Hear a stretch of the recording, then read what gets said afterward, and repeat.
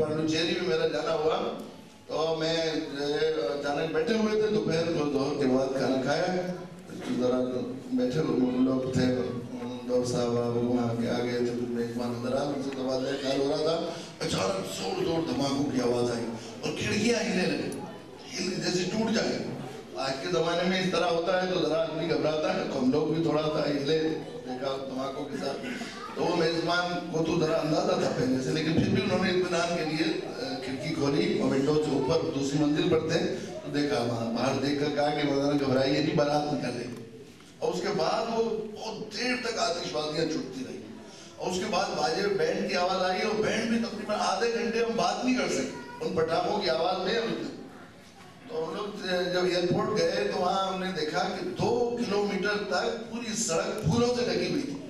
تو معلوم ہے ٹرکوں میں پھول آئے تھے وہ برسائے جا رہے تھے تو میں نے پوچھا کہ کسی رئیس کے بیٹے کی بارات نکلی ہے کہتے نہیں یہاں کے ایک تاجر ہیں ان کی دادی کی ارتھی نکلی 21 بینڈ تھے جو بلائے گئے تھے وہ رئیس کی دادی کوئی کسی کو ہے ان کی دادی تھی ہماری بھی آپ کی کوئی رشتہ دار تھی وہ کہاں چلے گی آپ کو ہمیں کیا اطمینان ہے ضرور پر ہمیں شک ہے ہمیں کہ وہ کہاں گئی وہ چلی گئی ہمیشہ ہمیشہ کے لوگ جہاں سے واپسی دے گئی تو کبھی خیال ہوتا ہے ہمیں اپنی خیال میں بس 1.5 کا پیٹ کو اپنی زندگی کا معیار بنا کر ہم اس میں لگ گئے ہیں جو مقصد زندگی تھا ہم بندے ہیں ہمیں اللہ کے یہاں جانا ہے حساب کتاب دینا بندے غلام ہیں ہمیں کام کے لیے بھیجا ڈیوٹی کے لیے بھیجا گیا ہے اس ڈیوٹی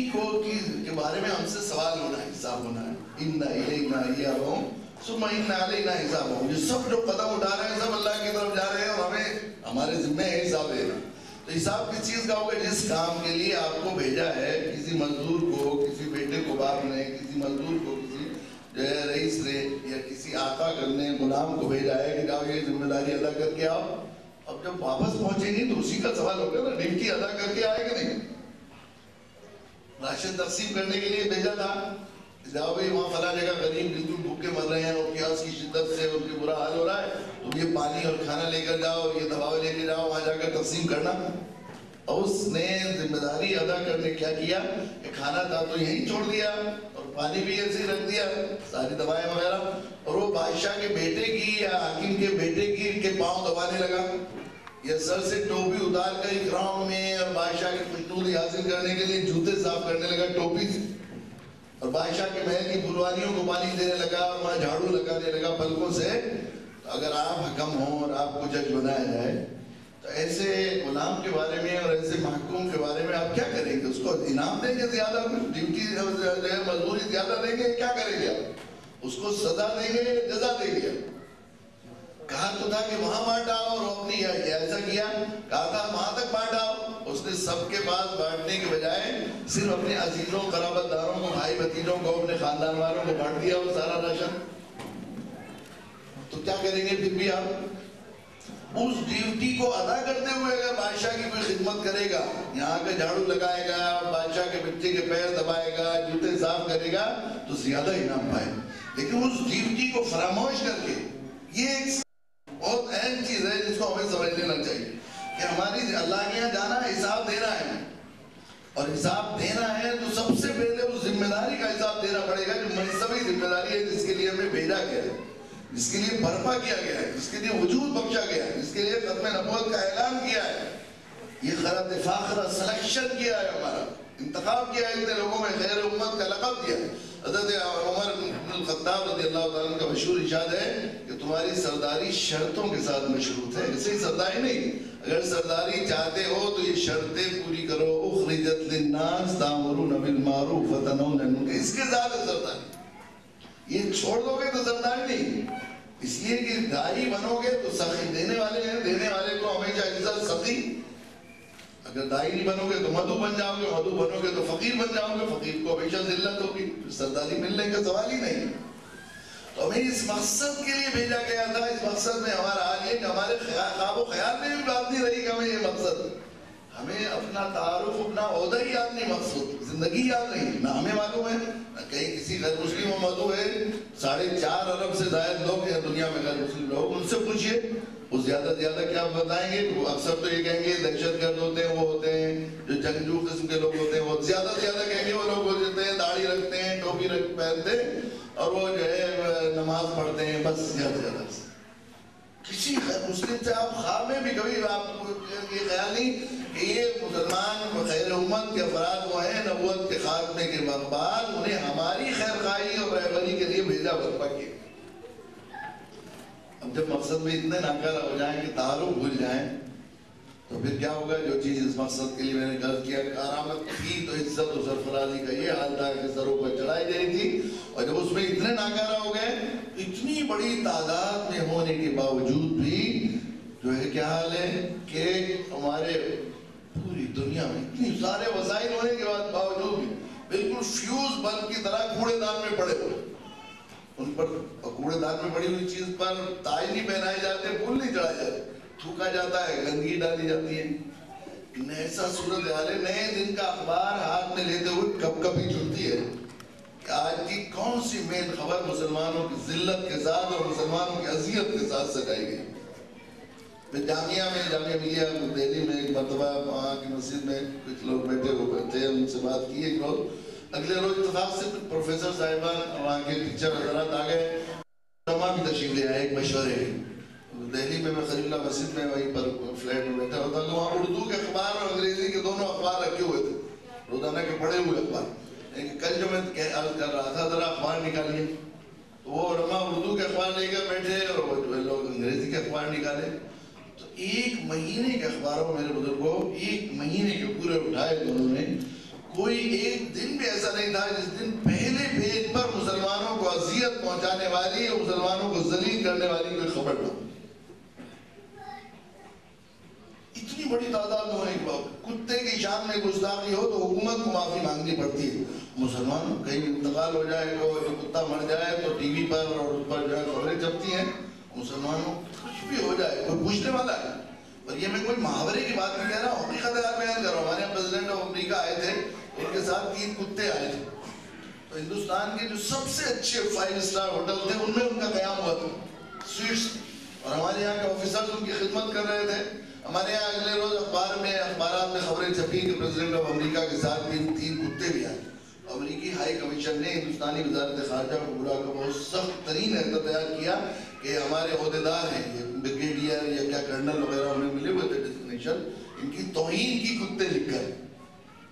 چنانچہ اگلے روز ہندوستان کی وزارت خارجہ بڑے ملک کی وزارت خارجہ نے جو آج کل امریکہ کی اقتصادیات مدد کر رہی ہے وہاں کے سرکاری لوگوں کو تنخواہوں میں پیسے دیتی ہیں ابھی پچھلے دنوں ہماری حکومت نے اس نے امریکی ہائی کمیشن سے معافی مانگی اور پورے ملک کی پریس میں معذرت چھپی کہ ہمیں معلوم نہیں تھا کہ امریکی کے پروٹوکول کی کتے کی شان میں گستاخی ہو تو حکومت سے معافی مانگتی ہے. کیا اتنی بڑی حیثیت ہے مسلمانوں کی کیوں بے وقتی ہے جس کو خیر امت کا ہے. اس کی وجہ یہ ہے کہ فیوز بلب کی طرح کوڑے دان میں پڑی ہوئی تو کوڑے دان میں ڈالنے کا قانون نہیں میرے بزرگ بلکہ پہلے نئی چیز لائی نئی ٹیوب لائٹ لائی جائے گی پھر پرانی چیز ڈالی جائے گی. ہم نے یہ کام نہیں کیا. اللہ تعالیٰ رب العالمین ہے رب المسلمین نہیں ہے. اللہ تعالیٰ ہمارے بھروسے اپنے بندوں کو ہدایت سے محروم کرنے والے نہیں ہیں. اللہ نے اعلان کیا والذی ارسل رسولہ بالہدی ودین الحق لیظہرہ علی الدین کلہ. واللہ جس نے اپنے رسول کو ہدایت کے ساتھ مبعوث کیا اس نے طے کر کے بھیجا ہے کہ دین حق ادیان باطلہ غالب آئے. من حیث العالم مادی طور پر بھی دین غالب آنا ہے. سچے نبی کا سچا ارشاد ہے کہ ہر کچے ہر پکے گھر کے اندر اسلام داخل ہوگا. قیامت سے پہلے یہ کام ہونا. قیامت کی اکثر نشانیاں روز روز ظاہر ہوتی جا رہی ہیں. بالکل ایسے قرب قیامت کے آثار جو حدیث میں آئے کل بھی میں عرض کر رہا تھا کہ مکہ معظمہ کی 2 نشانیاں چند 2 سال پہلے پوری ہوئی. اللہ کے نبی صلی اللہ علیہ وسلم نے ارشاد فرمایا کہ مکہ حرم کے قریب اونچے پہاڑ ہٹا دیے جائیں اور زمین کا سینہ چیر کر سرنگیں ملا دی جائیں. تو جبل عمر وہاں کا سب سے بڑا پہاڑ تھا اسے اس طرح ہٹا دیا گیا. اگر آپ نے پہلے نہیں دیکھا ہے آپ کو سمجھانے کے لیے ایک اچھی خاصی تقریر کرنی پڑے گی کہ یہاں سے یہاں تک یہ پہاڑ تھا اور اس طرح توڑا گیا اور اس طرح. اور زمین وہ جو سرنگوں کا پروجیکٹ ہے نا محدثین کے یہاں نفق مستعمل نہیں تھا وہاں پر اربوں میں. وہ یہ سوچتے تھے ایمان بالغیب کے طور پر استعمال وہ سوچتے تھے کہ ایک بات ہے اللہ کے نبی نے کہی ہے تو سچی ہے. وہ سرنگوں کو 7 کلومیٹر کی سرنگیں ایسے اندر سے نکال دی ہیں جھولی سے بنا کر جادو سے نکال دیا. راستے اچانک شروع کیے جاتے ہیں تو حیرت ہوتی ہے. وہ سرنگوں مکمل ہو گئی۔ ایک اور اللہ کے نبی صلی اللہ علیہ وسلم کا فرمان نقل کیا ہے محدثین نے کہ عرب کے بادشاہ کا انتقال ہوگا، رمضان میں 2 کرن پہ ہوں گے، اور ایک ڈراؤنی آواز دنیا کے کونے سے نکلے گی جس کو پوری دنیا میں لوگ سنیں گے۔ تو سچ اب اللہ کے نبی کی زبان صداقت کا اعجاز ہے کہ اللہ کے نبی ہمارا تو خلافت قائم کر کے گئے، فرما کے گئے تھے، آپ نے فرمایا عرب کے بادشاہ کا انتقال ہو گیا۔ تو شاہ فہد ملک فہد کا جس سال انتقال ہوا اس سال رمضان میں 2 گرہن ہوئے، چاند گرہن ہوا، ایک سورج گرہن ہوا۔ اور پاکستان میں جو زلزلہ آیا وہ جو ہے میں اس میں بالا کوٹ وغیرہ میں سوراباد وغیرہ میں اس کی ایک ایسی ڈراؤنی آواز تھی جو نیٹ کے اور ٹی وی کے واسطے سے پوری دنیا میں سنی گئی۔ ہمارے یہاں انگریزی پریس میں ہندوستان ٹائمز میں میں نے خبر پڑھی تھی کہ 17 لوگ صرف اس دہشت ناک خبر کو سن کر ہارٹ اٹیک ہو گیا، ٹی وی دیکھ کر، نیٹ پر دیکھ کر۔ اتنی ڈراؤنی آواز تھی کہ اس کو دل برداشت نہیں کر سکے، ایسی ڈراؤنی آواز تھی۔ اور بھی بہت سی نشانیاں مزالہ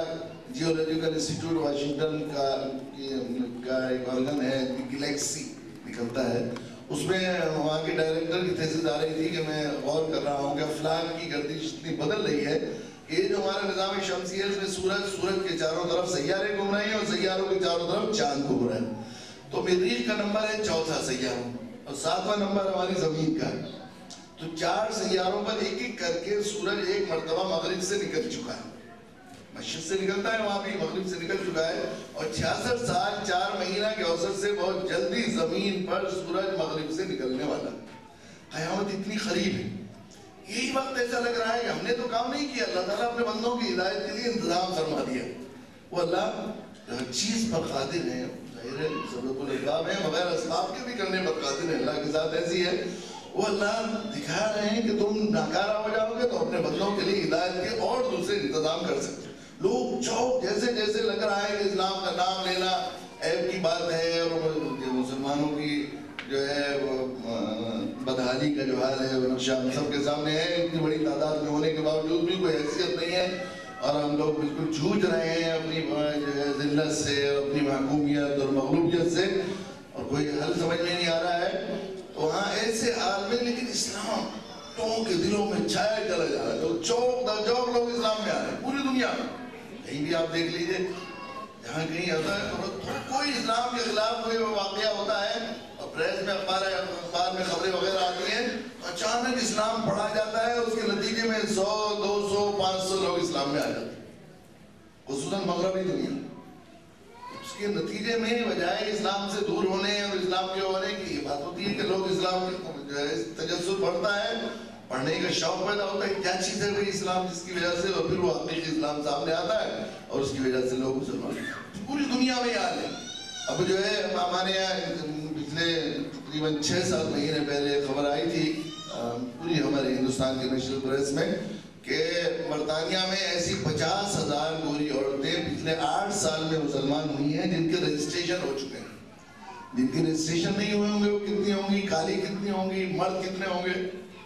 پوری دنیا ایسے، امریکہ میں، آسٹریلیا میں، فرانس میں، جاپان میں، جہاں دیکھیے لوگ جو مجھے یاد ہے 94 میں 93-94 میرا سعودیہ جانا ہوا، وہاں مسلموں میں دعوت کے عنوان سے کچھ مجلسیں ہوئیں، تو وہ شیخ عبداللہ نصیف صاحب کے برادر نسبتی تھے، ایک عبدالرحمن صاحب جو وہ ہندوستانی نیشنل تھے، اور مجلسوں میں رہے، اور زمانے میں انہوں نے کسی طرح کوشش کر کے جو ہے وہ وہاں جالیات کے کچھ مراکز قائم کیے جدہ میں۔ 2 سال کے بعد اتفاق اس سال جانا نہیں ہوا میرا، اگلے سال جانا ہوا تو وہ کہنے لگے کہ آئیے ذرا دیکھیے ان مدد کو جو مراکز قائم کیے ہم لوگوں نے آپ کی سے ہو کر کے، تو ذرا چلیے ملنے تو چلے وہاں جا کر دیکھیں۔ تو وہاں ایک تمل لوگوں کا ایک سینٹر تھا، اس میں دکھایا کہ وہ ماشاءاللہ ایک حال بھرا ہوا تھا اس سال میں، اللہ کا شکر ہے یہ لوگ اتنے سارے اسلام میں آئے ہیں۔ تو انہوں نے بتایا کہ بہت خوش ہو رہے تھے، بہت ہی فخر کر رہے تھے کہ ہفتے میں 1-2 لوگ آ جاتے ہیں اسلام میں، کوئی ہفتہ ایسا نہیں ہوتا جس میں 1-2 لوگ نہ آتے ہوں۔ اور ابھی اس سال وہاں مدینہ منورہ کے وہ جالیات کے ذمہ دار ہیں، وہ میرے ساتھ گئے جدہ میں، انہوں نے بتایا کہ اب کوئی دن ایسا نہیں ہے جس دن 10-12 نہ آتے ہو لوگ۔ اس تیزی سے لوگوں کو اسلام، علم عقل کا زمانہ ہے اصل میں، علمی عقلی ذہنیت کو سوائے بے چینی کر دیا مادیت کے زور نے، ہر آدمی بے چین اضطراب میں بلک رہا ہے، پیاس ایسی انسانیت کو ظاہر ہے یہ توحید ہی اس کو مطمئن کر سکتی ہے، اور دین اسلام ہی اس کو مطمئن کر سکتا ہے. تو بے چین ہے، وہ اسلام کو پڑھتے ہیں بے چینی کے اس میں کسی بھی وجہ سے آتا ہے. تو پیاسے کے منہ پر ہونٹوں پر اگر پانی جو لگتا ہے، عام طور پر یہ کہا جاتا ہے ناسازگار حالات ہیں، عموماً یہ ذکر ہوتا بھی ہے کہ اس کے لیے دعوت کے لیے ظاہر ہے ناسازگار حالات نہیں ہیں. اگر یہ بات لگ رہی ہے کہ اسلام کے مخالف حالات لگ رہے ہیں آپ کو، تو اسلام کی دعوت، اسلام کی کشش اور طلب زیادہ ہو جاتی ہے. یہ ناسازگار حالات کی بات کہی جاتی ہے تو مجھے بالکل ایسا لگتا ہے جیسے کوئی کہے کہ سخت گرمی کے دن ہیں، گرم ہوائیں چل رہی ہیں، ہونٹوں پر پپڑیاں جم رہی ہیں، زبان خشک ہو رہی ہے، ایسے میں ٹھنڈے پانی اور جوس کی بات کرتے ہو آپ. بالکل مخالف بات ہے یہ. ٹھنڈا پانی جوس بالکل مخالف بات نہیں ہے، بلکہ اور زیادہ اہمیت اور قدر، منزلہ اور طلب بڑھ رہی ہے. یہی ایسے لگ رہا ہے، یہی اسلام کے ساتھ ہو رہا ہے. چاروں طرف ہمارے ملک میں بھی حالت یہ ہے صورتحال. میں رات بھی بتا رہا تھا کہ 11 نومبر کو ہمارے یہاں مرکز میں جو ہے ملے والی مسجد نظام الدین مرکز میں شورا میں مشورہ تھا کہ ہمارے ملک بھر میں روزانہ 100 لوگ، پورے ملک میں اوسطاً 100 لوگ نئے اسلام قبول کرنے والے دین سیکھنے کے لیے 40 دن اور 4 مہینے میں جماعت میں نکلے ہیں روزانہ. 12 نومبر کو میں نے اپنے دوست ساتھی ہیں ان سے کہا کہ دیکھیے آج ذرا سروے کیجیے، بڑی خوشی کی بات ہے، 100 لوگ اوسطاً تو بڑی خاصی تعداد ہے، تو ذرا سروے کیجیے، آج معلومات کیجیے. جو لوگ ہیں ہمارے احباب و جماعت کے بہت پرانے ذمہ داروں میں ہیں، بچپن سے وابستہ ہیں، اکثر صوبوں کے ذمہ داروں سے اور علاقے کے ذمہ داروں سے ان کے مراسم بھی ہیں. تو میں نے کہا آج ذرا معلومات حاصل کیجیے. انہوں نے اگلے روز 12 نومبر کو سردی کے موسم میں 10:30، کافی دیر سے لیٹ بجتے ہیں، 10:30 بجے انہوں نے بتایا کہ یہاں جو آج صبح میرے پاس جو رپورٹ آئی ہے 159 لوگ نئے مسلمان آج جماعت میں شامل ہوئے 40 دن اور 4 مہینے. لوگ اور دوڑے چلے آ رہے ہیں، بھاگے چلے آ رہے ہیں لوگ. اور یہ دوڑے چلے آ رہے ہیں کا مطلب میں کوئی محاورہ استعمال نہیں کر رہا ہوں، میں نے اپنی آنکھوں سے دیکھا ہے. ابھی ہم لوگ گزشتہ سال ساؤتھ افریقہ گئے تو وہاں ریہیبلیٹیشن سینٹر قائم کیا ہوا ہے علماء کی تنظیم نے. اس میں جو ہے وہ نشہ چھڑانے کا جو ہے وہ کیا جاتا ہے، اس کے لیے اسلامی طریقے پر کوشش کی جاتی ہے، تربیت کی جائے اور ان کو نشہ چھڑایا جائے. وہ ایک بہت بڑا کسی کرسچن مشن کا ہوتا ہے نشہ، اسے خرید لیا گیا ہے. اس میں وہ اچھی بات، جس ماحول میں آدمی، میں یہ کیا کرتا ہوں کہ جس ماحول میں آدمی رہ رہا ہے اگر داعی دعوت اس وہاں مقصد نہیں ہوگا تو اس کے شر سے محفوظ نہیں رہ سکتے. شرک کے، کفر کے ماحول میں، خرابیوں اور بگاڑ کے ماحول میں صرف اپنے ایمان اور دین کو بچانے کا طریقہ بھی صرف اسلامی دعوت. اس ماحول میں وہاں پر عجیب حیرت ہوئی کہ وہ 39 لوگ وہاں پر تھے ریہیبلیٹیشن میں، پیشنٹس جو نشے کے اس میں تھے. اس میں سے جو ہے 19 یا 22 کچھ ایسے تھے حافظ تھے اور 3 علماء بھی تھے، مسلمان ہی تھے. ان میں سب لوگ مسلمانوں کا ریہیبلیٹیشن چلتا تھا. وہ دکھانے کے لیے لے گئے اور وہ جیسے ہی وہاں پہنچے تو معلوم ہے اسسٹنٹ ڈائریکٹر ایک کرسچن ہے. تو میرے ساتھ مولانا ابراہیم ساتھی تھے، تو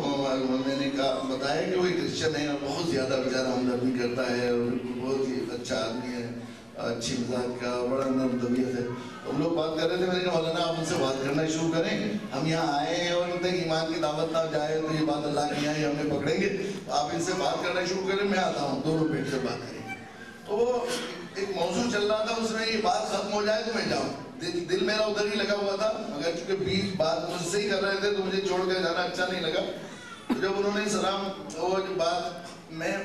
مکمل نہیں ہوئی تھی تو مولانا ابراہیم صاحب آئے اور آ کر کہنے لگے کہ وہ تو کلمہ پڑھنے کو تیار ہے، کلمہ پڑھا دیجیے آپ. میں وہاں گیا فوراً، میں بھی تو میرے لیے بات پوری کرنا مشکل تھا، میں گیا، میں نے کلمہ پڑھا دی.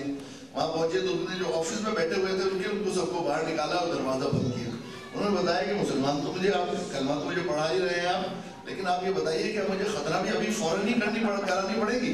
میں نے کہا ختنہ کران سنت ہے، کوئی ضروری نہیں فوراً کرائیں، کبھی بھی کر سکتے ہیں. چنانچہ انہوں نے جو ہے وہ پھر کلمہ پڑھا. کلمہ پڑھایا تو نام بدلیں گے. میرے ساتھ وہ ساتھی تھے جو پہلے بھگت سنگھ تھے، اور صاحب سنگھ ورما، وریندر سہواگ جو ہے وہ ان کے خاندان سے تعلق رکھتے ہیں، میرے ساتھ اکثر باہر کے سفروں میں رہتے ہیں. ابھی وہ 4 مہینے کی جماعت میں گئے ہوئے ہیں افریقی ملک میں، اس کی وجہ سے وہ میرے ساتھ نہیں ہیں، تو وہ ساتھ میں تھے. ان کا نام شکیل احمد ہے. تو انہوں نے کہا کہ نام بدلیں گے، میرا نام رکھیے شکیل احمد یا محمد شکیل؟ تو انہوں نے کہا کہ شکیل احمد، بیوٹیفل نیم، کلمہ پڑھایا۔ تو اذان ہو گئی تو وہ ہم نے کہا بھائی چلو نماز کو چلتے ہیں۔ نماز کو چلے گئے، نماز وضو کرایا، وضو کرا کے میرے پاس انہوں نے نماز پڑھی، ایسی کیفیت کے ساتھ انہوں نے نماز پڑھی شکیل صاحب نے کہ مجھے خود محسوس ہوا کہ اس کے ساتھ خاص سکینت، میری کیفیت بدل رہی تھی پاس کھڑے ہو کر نماز پڑھنے۔ اور نماز پڑھ کر واپس آئے تو کھانے کے کا ذرا انتظار تھا، تو ریسیپشن پر تھے، وہ دن ایسا تھا کہ ان کے عزیز اور ریلیٹیوز ملنے کے لیے آئے تھے جو پیشنٹ تھا، وہ ان سے مل رہے تھے۔ ریسیپشن پر ایک کالا بیچارہ بیٹھا وہ کھڑا ہوا تھا، ان کا یہ بھی کرسچن ہے، میں نے کہا مولانا اس سے بات کرو، اس سے بھی بیچارہ یہ رہنا جائے۔ وہ جانے لگا، وہ تھوڑی دیر اتنے مولانا اس کے بعد جانے والے تھے کہ وہ وہاں سے چلا گیا۔ میں نے کہا مولانا دیکھیے وہ تلاش کیجئے کہیں اور نہ چلا جائے وہ بیچارہ، اس کو بھی ہمیں دعوت دیں۔ اتنے میں وہ جا رہے تھے، واپس آیا، خود ہی واپس آیا اور آ کر کہا کہ مولانا آپ نے ان کو تو کلمہ پڑھایا، مسلمان کیا، مجھے مسلمان نہیں کیا، مجھے تو مجھ سے نماز بھی پڑھا دی، مجھے تو نماز پڑھنے کا بہت ہی شوق ہے۔ تو انہوں نے کہا کہ حضرت وہ تو میں کیا دعوت دیتا، وہی مجھے کہہ رہا ہے کہ مجھے کلمہ پڑھاؤ، تو میں نے کلمہ پڑھایا۔ تو میں نے کہا بھی میرا نام جو ہے کلیم ہے، ان کا نام ابراہیم ہے، تم کیا نام رکھو گے؟ میں نے سوچا شکیل کا نام رکھا ہے، تو انہوں نے کہا کہ محمد کلیم، ان کا نام محمد کلیم رکھا۔ اب ہم باہر گئے، جب کھانے کے لیے جانے لگے، ایک اور گارڈ تھا